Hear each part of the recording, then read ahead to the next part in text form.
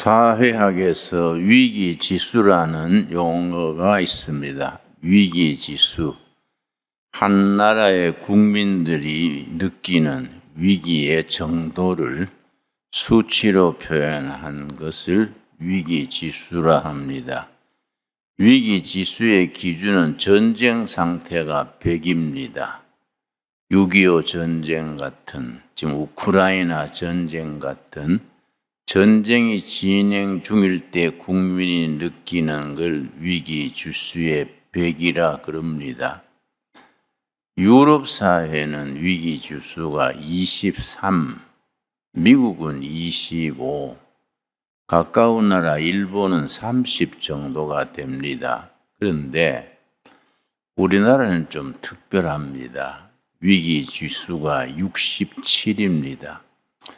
우리 국민들이 유럽 선진국 사람들이나 일본 사람들에 비해서 우리 사회 이 나라가 위기라는 그 느끼는 정도가 2배가 넘어서 67로 나옵니다. 그런데 우리 국민들이 뭐 그렇게 위기라고 느끼느냐? 위기를 느끼는 각 부분에 대한 내용이 참 특이합니다. 우리 정부 한 기관에서 수년 전에 위기지수의 첫째가 뭐이냐, 우리 사회, 국가의 위기라고 생각하는 첫째가 뭐이냐, 둘째, 셋째 몇 순번을 정해서 발표했습니다. 근데 우리 국민들이 느끼는 위기라고 느끼는 내용이 우리 생각하고는 영 다르게 나왔습니다. 무슨 북한 핵이라든지 경제 위기라든지 코로나 팬데믹이라든지 그런 걸 위기의 첫째로 꼽은 것이 아니라 가정의 위기가 첫째입니다. 가정. 우리 국민들이 전반적으로 느끼는 우리 국가 사회 위기의 첫 번째가 북한 핵이다, 무슨 경제 위기다, 이게 아니고 가정의 붕괴, 가정이 흔들리는 것을 위기의 첫째로 꼽았습니다. 두 번째는 각 이익단체들 간의 갈등, 그러니까 사용주와 노동자의 노조의 갈등, 또 보수와 진보의 갈등, 여당과 야당의 갈등, 각 이익 집단들 간의 충돌, 이 다툼, 이 사회가 안정되지 못하고 서로 간에 옥신각신하는, 이걸 두 번째로 잡았습니다. 세 번째가 북한 핵, 네 번째가 경제 위기. 우리 생각은 다르지요. 우리 생각에는 북한의 핵무기라든지 경제 위기가 첫째, 둘째 될 것 같은데 가정의 위기가 첫째다. 참 중요하지요. 왜 우리나라는 가정의 위기가 그렇게 국민들의 몸에 느끼는 위기의 첫 번째가 됐을까? 전문 사회학자들이나 심리학자들, 전문가들이 거기에 대해서 깊이 연구를 해야겠지요. 우리 교회는 그런 국민들이 느끼는 위기의식을 극복하는 데에 참 좋은 길잡이가 돼야 됩니다. 우리 기독교 복음의 핵심이 뭡니까? 마태복음 11장 28절, 29절에 예수님께서 말씀하시기를 수고하고 무거운 짐진 자들아 다 내게로 와라. 내가 너희를 쉬게 한다. 참 귀한 말씀이지요. 기독교 복음을 가장 쉽게 짧게 표현한 내용 중에 하나입니다. 수고하고 무거운 짐진 자들, 스트레스 받고 위기의식을 느끼고 신경이 약해지고 요즘은 또 공황장애라는 증상이 많습니다. 교회 권사님이고 안수 집사님이고 멀쩡한데 남 모르는 고생을 하는 겁니다. 이 가슴이 울렁거리고 현기증이 나고 뭔가 몸이 폭발해 볼 것 같고 답답한 거지요. 그럼 우울증이 참 많습니다. 이런 것들이 자기 위기를 자기가 긍정적으로 승화시키지 못해서 신체적으로 그게 나쁜 반응이 나타나는 겁니다. 그래서 우리가 이런 위기를, 가정의 위기, 이걸 어떻게 극복해 가느냐. 우리 사회가 너무 빨리 발전했지요.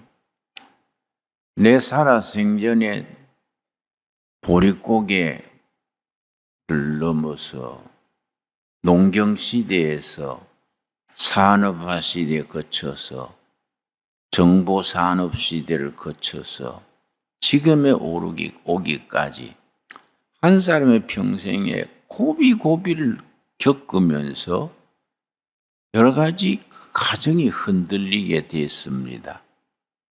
그러니까 지난해부터 우리나라에 보이지 않는 위기 중에 하나가 지난해부터 인구가 줄어드는 겁니다. 인구가 감소되니까 어려운 문제지요. 또 교회도 위기지요. 유엔주일 학교가 잘 안 되는 거지요. 또 중고등부가 아주 잘 되지 않습니다. 이런 것들이 또 교회의 위기라 하겠습니다.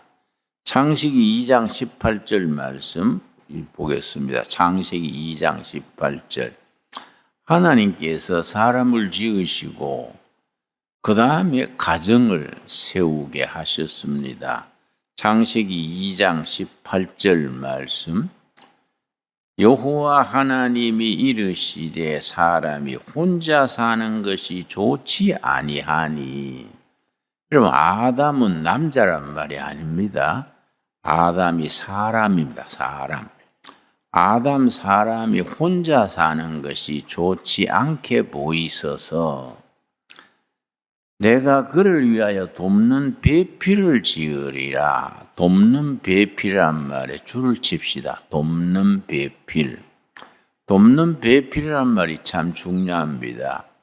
남편은 나가서 직장 다니고 아내는 살림살이하고 자녀 키우고 뭐 빨래하고 청소하고 그런 돕는 배필이 아닙니다. 이 성경의 돕는 배필은 천국까지 영혼의 순례길을 같이 걸어가는 믿음의 동지, 돕는 배필입니다. 어떻게 표현하느냐 하면은 아담이 구덩이에 빠졌습니다. 혼자서 못 나와요. 하나님께서 코끼리나 원숭이를 통해서 건져낸 것도 아니고 하나님이 직접 구해낸 것이 아니고 하와 아내가 구덩이에 밧줄을 던져주고 아담씨 그쪽 끝을 잡으세요. 내가 나오도록 당겨드리겠습니다. 이 돕는 배필입니다. 또 하와 아내가 구덩이에 빠졌으면은 남편 아담이 구해내는 이 돕는 배필입니다.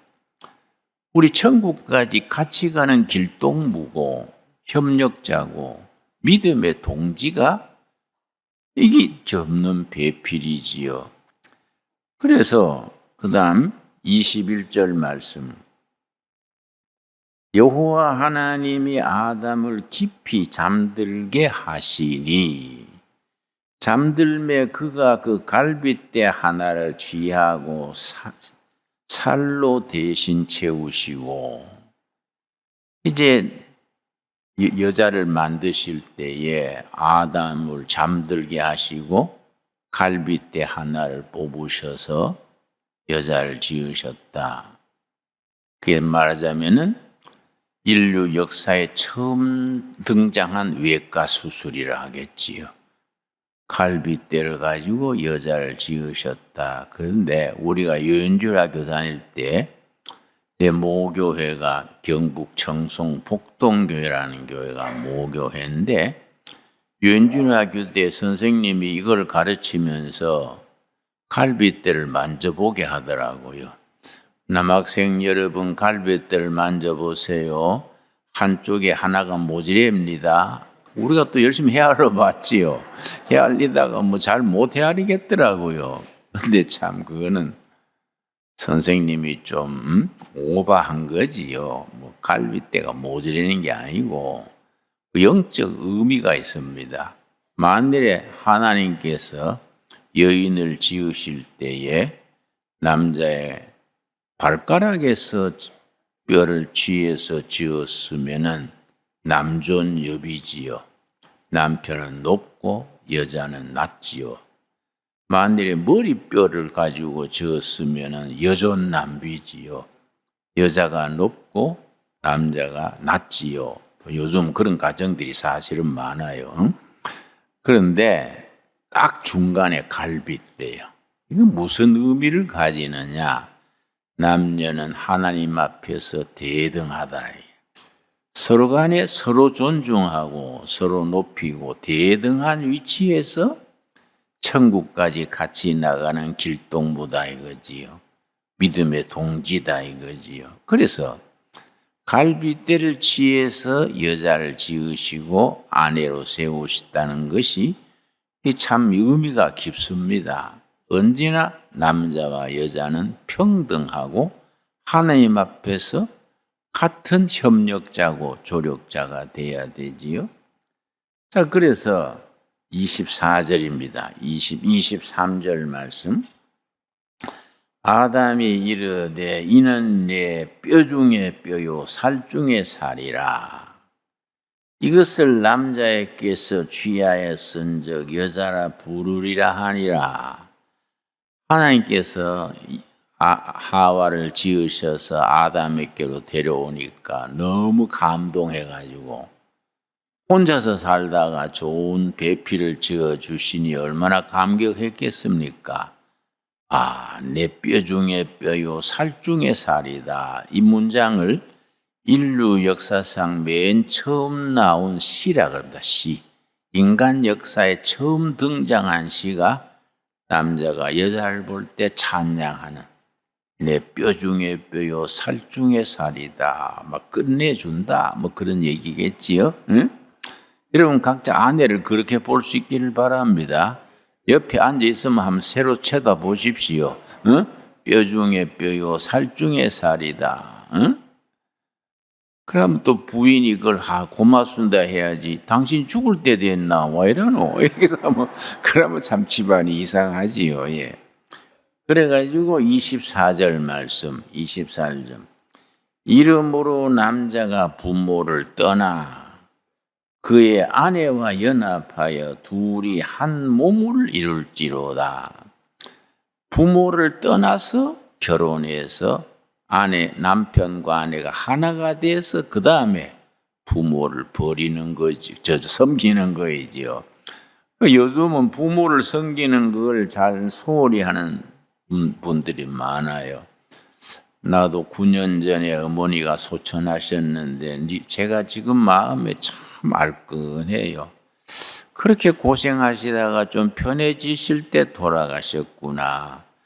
우리 어머니 지금 계시면 내가 굉장히 효도할 것 같은데 그때는 뭐이 바쁘다고 1년에 한 번 찾아뵙도 않고 전화도 자주 드리지 않고 내가 참 잘못했다. 여러분 부모님 살아 계실 때에 자주 찾아뵙고 전화드리고 효도하기를 바랍니다.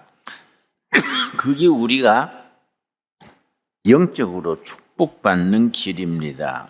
우리 오늘 읽은 본문 말씀 에베소서 6장 보겠습니다. 에베소서 6장. 가정에 대해서 참 귀한 권면의 말씀이 있습니다. 지난달에 가정의 달이랬는데 우리가 6월 달만 가정의 달이 아니고 계속 우리가 가정의 달이 돼야지요. 6장 1절. 자녀들아 주 안에서 너희 부모에게 순종하라.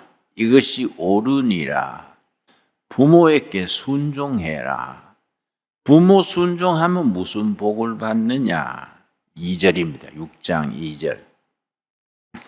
너 아버지와 어머니를 공경하라.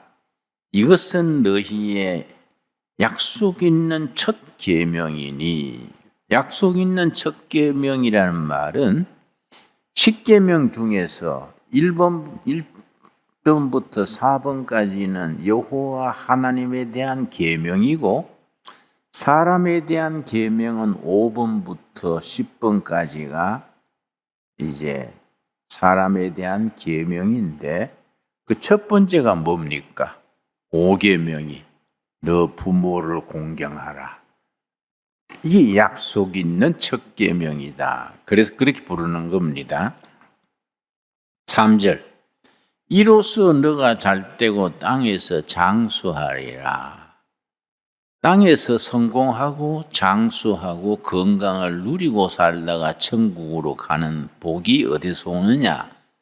부모를 지성으로 공경하면은 그게 우리가 축복받고 장수하는 비결입니다. 부모를 잘 공경해서 장수와 복을 누리는 복을 받게 되기 바랍니다. 내가 샌프란시스코 신학대학에 유학을 갔었는데요. 그때가 아마 43살인가 40 넘어가지고 농촌에서 일하다가 유학을 이제 미국에 갔는데 수업 시간에 우리 한국 사람들이 개고기 먹는 걸 가지고 그 얘기가 나와가지고 모두 나를 막 돌아보면서 한국인들은 너무 야만이다. 어떻게 개를 잡아서 먹느냐. 그한테 나를 막 보면서 그 동급생들이 규탄을 하더라고요. 그래서 내가 열받았어요. 그래, 그건 그 문화 차이지 뭘 그래서 샀느냐. 너희들은 부모는 양로원에 모셔버리고 가보지도 않고 개하고 데리고 자잖냐. 우리는 부모는 잘 모시고 개는 잡아먹는다. 어느 게 더 도덕적이냐. 내가 개 안에 개가 내 안에 그런데 너희가 어떤 게 더 윤리적입니까? 부모는 양로원에 보내버리고 가보지도 않고 개하고 같이 자면서 너희가 그렇게 고상한 척 하느냐. 그래 너 아니 벙벙해가 말을 안 하더라고요. 내 말이 맞지 않습니까? 그런데 부모를 공경하는 것이 장수와 축복의 비결이다. 여러분, 부모님 살아 계실 때 꼭 실천합시다. 예. 그러고 부모에 대해서 자식에 대해서 뭐라 그랬냐면은 4절입니다. 4절. 또 아비들아 너희 자녀를 노엽게 하지 말고 오직 주의 교훈과 훈계로 양육하라. 자녀를 노엽게 하지 말고 그게 줄을 칩시다. 자녀를 노엽게 하지 말고의 원문의 뜻은 자녀로 하여금 스트레스 받지 말게 해라. 막 엄하게 가르친다고 자녀 상처 주고 그 부모한테 상처받은 자녀들이 많습니다. 자녀를 노엽게 하지 말고 이 말이 참 중요합니다. 자식들한테 소리를 빽빽 지르고 기죽이고 내한테서 어떻게 이런 자식이 낳냐 하고 막 그런 부모들이 있지요. 그 자녀들에게 상처 주면요 그게 쌓여가지고 자녀들에게 트라우마, 상처가 돼가지고 그 병이 되지요. 그러니까 자녀들한테 늘 노엽게 상처 주고 하지 말고 자녀들과 부모 간의 깊은 대화, 서로 가정이 화목한 가정을 이루어야 되지 않겠습니까? 여러분 요즘은요 가정학은 이제 가정학도 있지만은 새로 대두하는 학문이 가족학입니다. 가족학. 가정학은 주택, 음식, 의복, 가정 환경 이런 게 가정학의 주제인데 가족학은 가족들 간의 인간관계지요. 부부 관계, 부모 자식 관계, 시아버지, 시모, 며느리 관계, 사위와 장모의 관계, 이 관계가 이 가족학입니다. 그런데 시대의 변화에 따라서 가정학보다도 가족학을 아주 지금은 중요시합니다. 그런데 미국의 가족학 중에 아주 선구자적인 분이 버지니아 사티어라고 해요. 버지니아 사티어. 우리 서점에 가면은 아름다운 가정 이런 책이 나와 있습니다. 아마 지금 서점 가면 살 수 있을 겁니다. 버지니아 사티어 교수가 가정 문제에 대해서 가장 입문서로서 행복하고 건강한 가정의 입문서로서 쓴 책이 아름다운 가정 이런 책인데 그 서두에 썼어요. 모든 가정 문제 뭐 수십 가지, 뭐 100가지, 200가지 안 되겠습니까? 가정 문제 일일이 따지자면 뭐 얼마나 많습니까? 그걸 버지니아 사티어 교수가 딱 4가지로 정리했습니다. 모든 가정 문제는 이 4가지에 해당된다.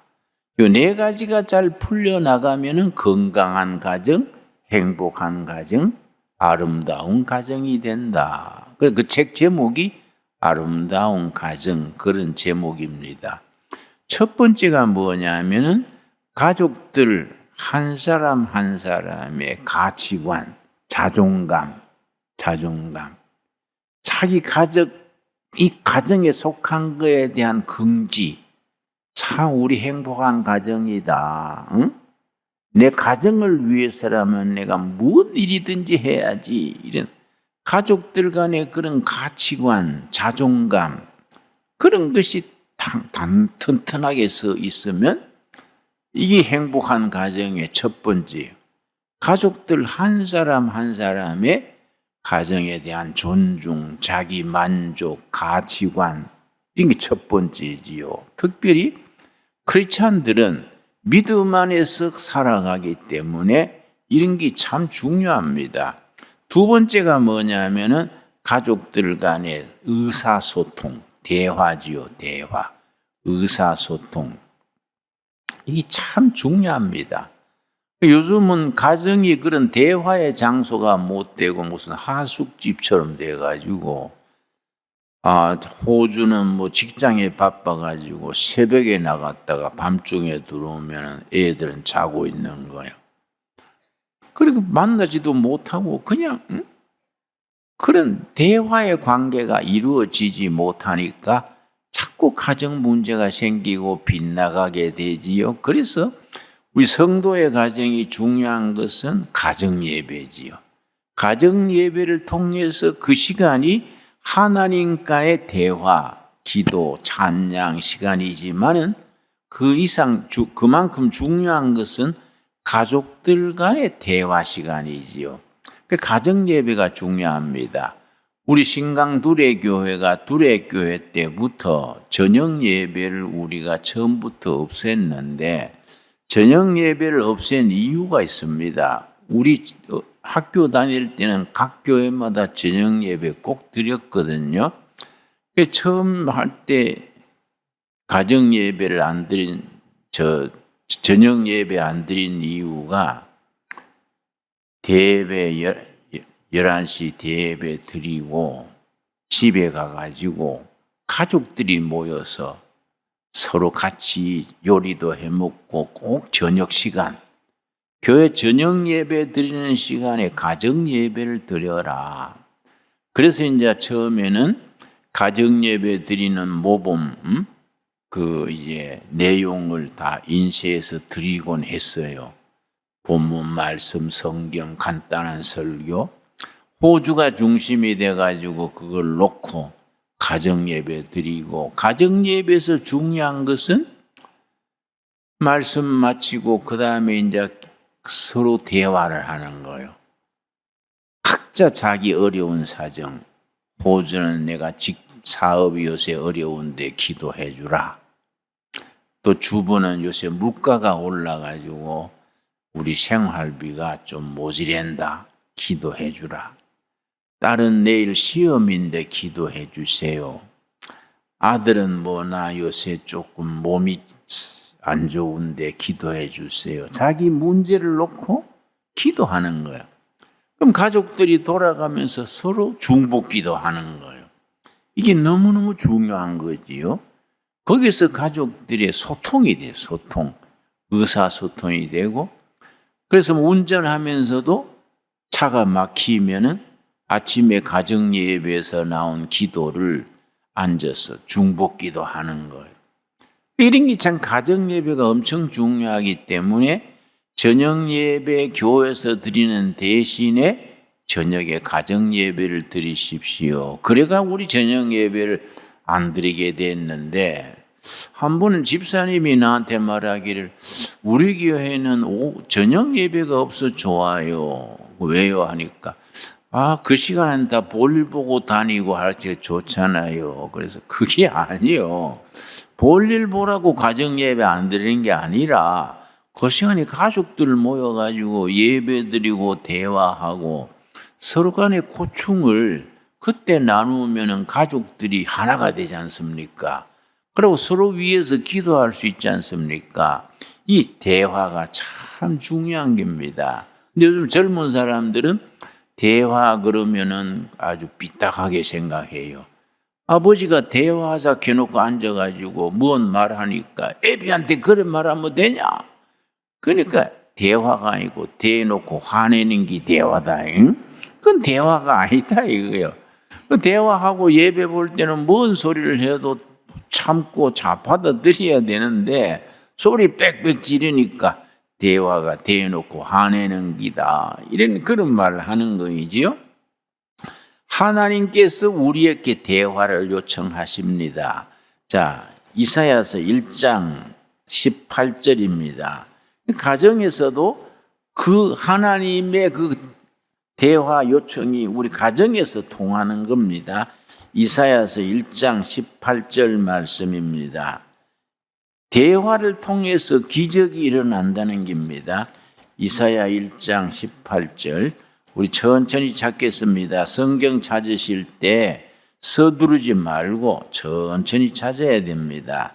서두르다가 책장 찢어지는 수도 있고 그러니까 천천히 1장 18절 말씀 우리 신앙생활에 아주 중요한 출발점이지요. 그런데 이게 기본인데 우리가 이걸 잘 못하고 삽니다. 1장 18절 여호와께서 말씀하시되 오라 우리가 서로 뭡니까? 변론하자 대화하자입니다. 대화하자. 하나님과 우리 사이의 대화 다이아로그래요. 혼자서 말하는 걸 모노로그라 그러고 서로 간에 대화하는 걸 다이아로그라 그럽니다. 그래서 서점에 가면요. 미러클 오브 다이아로그 대화의 기적 대화함으로써 기적이 일어난다는 겁니다. 1장 18절이 바로 대화의 기적입니다. 자, 여호와께서 말씀하시되 오라 우리가 서로 대화하자. 주제를 정하지 말고 마음을 열어놓고 터놓고 얘기하는 겁니다. 이 변론하자입니다. 변론하자. 그래서 아주 경상도 말에 아주 적합한 말이 있습니다. 야, 우리 입하고 해보자. 응? 네가 잘났나 내가 잘났냐 그렇게 서로 한번 터놓고 입하고 해보자. 응? 주제 없이 그냥 입하고 하는 거지요. 그 이제 세상 사람들은 막걸리 한 잔 마시면서 그렇게 대화하지 않습니까? 우리는 이제 술은 안 하니까 따뜻한 차를 마시면서 조근조근 흘러간 얘기하는 거지요. 그런데 아주 심리학적 통계가 있습니다. 아버지와 아들 사이에 대화가 제대로 이루어지는 집, 어머니와 딸 사이에 친구같이 대화가 있는 엄마 어떤 반 학생이 나한테 연애 편지 보냈어. 엄마 읽어볼래? 뭐 이런 거 소소한 문제. 이런 거 있는 가정은 자녀들이 문제가 안 생긴다는 겁니다. 언제부터 문제가 생기느냐? 아버지, 아들, 엄마, 딸, 부모 사이, 자식 사이에 대화가 막히면서부터 자녀들이 빗나가게 시작한다는 겁니다. 그래서 이 대화라는 것이 참 가정이 화목하고 행복한 가정을 이루는데 이 대단히 참 중요한 거이지요. 그런데 내가 얼마 전에 한 자매님을 둘의 수도원에 예배 보러 와서 상담을 했는데, 목사님 참 이거 부끄럽고 남한테도 말할 수 없는 고민이 있어서 목사님 좀 말하고 싶습니다. 그래서 뭔데요? 자기 아들이 고등학교 2학년인데 엄마를 때리는 거예요. 생각 외로 중산층에서 살만한 집 중에서 자식한테 맞는 엄마들이 적지 않습니다. 왜냐? 입시, 시험, 좋은 대학, 이 스트레스 받아가지고 자기 속에 분노가 있는 겁니다. 초등학교 때부터 학원 보내고, 피아노 학원 보내고, 무슨 영어 학원 보내고, 저녁 피곤한데도 놀게 해야 되는데 학원 보내고, 그게 쌓여가지고, 나중에 엄마한테 폭행하는 거예요. 그 자기는 그게 견디다 못해가지고, 애가 학교 갔다 오면은 남편이 올 때까지 밖에 있다가 남편하고 같이 들어온다는 겁니다. 그 남편한테 말할 수도 없고, 남편한테 말하면 어떻게 되겠습니까? 그렇게 자기 혼자 소갈이 하는 거예요. 우리 아들이 왜 그래 됐을까요? 그래서 내가 혹시 초등학교 때부터 학원 억지로 보내지 않았나요?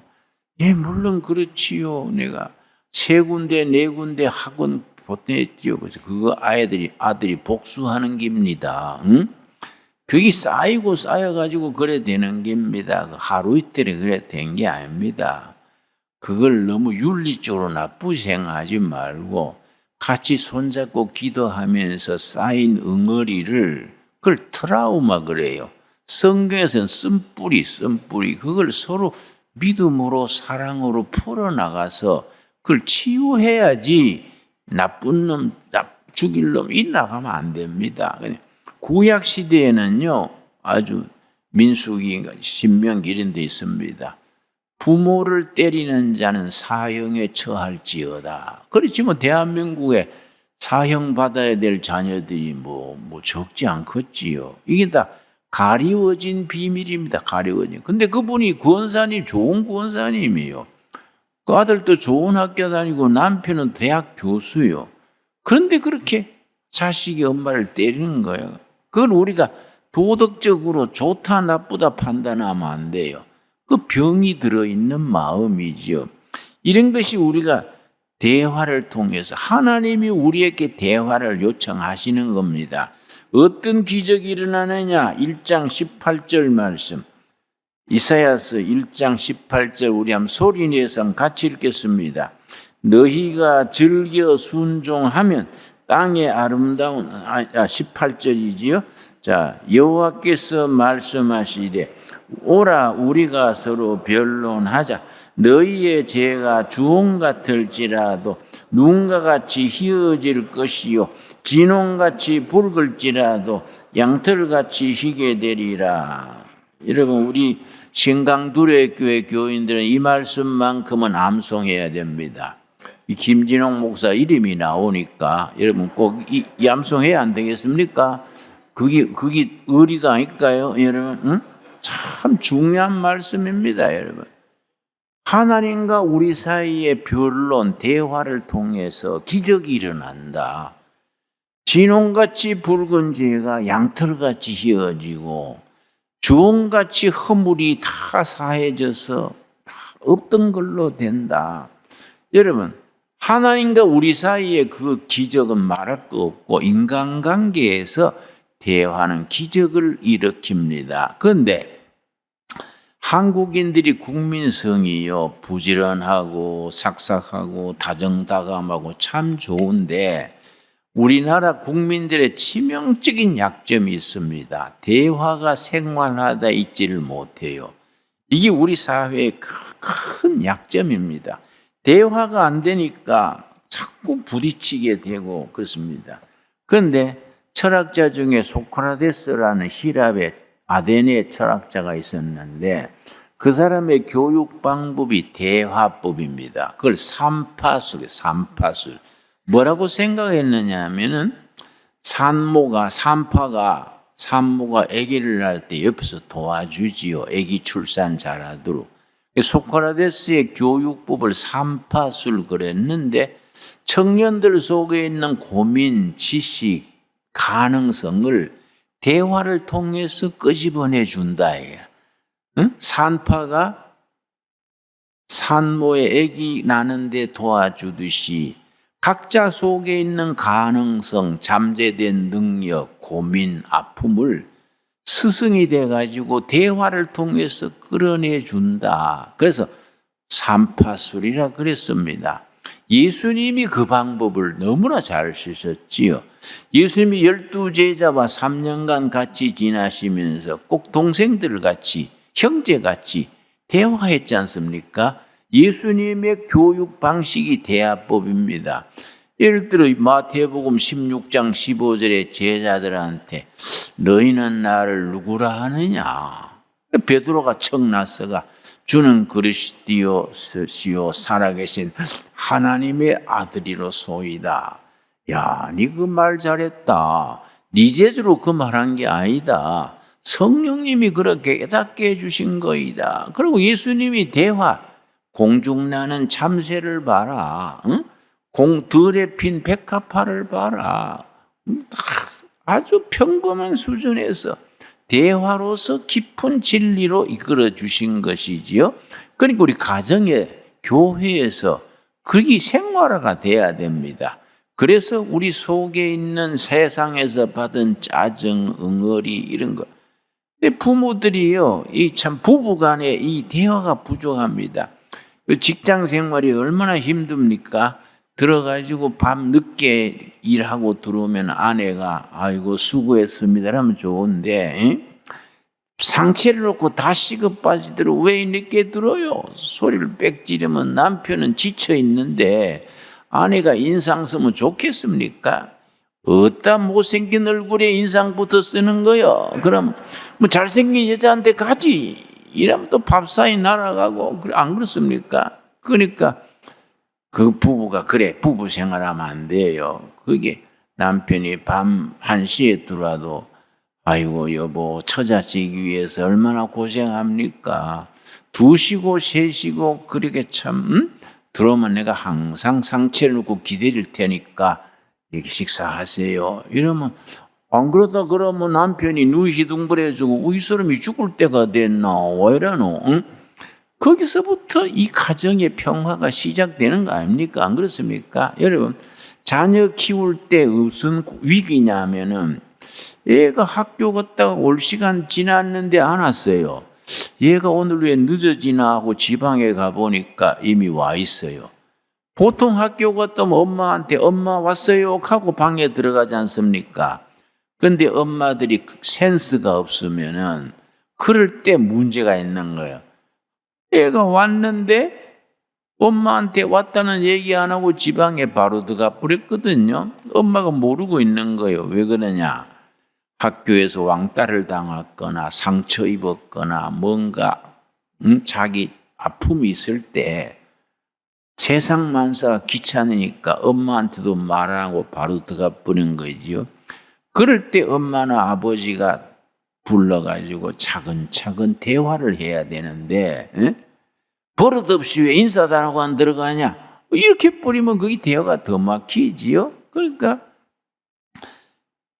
가정이라는 것이 그런 이 삶의 보금자리고 세상에서 받은 스트레스를 풀어주고 거기에 새로워지는 안식의 자리가 돼야 됩니다. 그래서 버지니아 사티어 교수가 모든 가정 문제의 문제를 4가지로 정리해서 첫 번째로 뭐라 그랬습니까?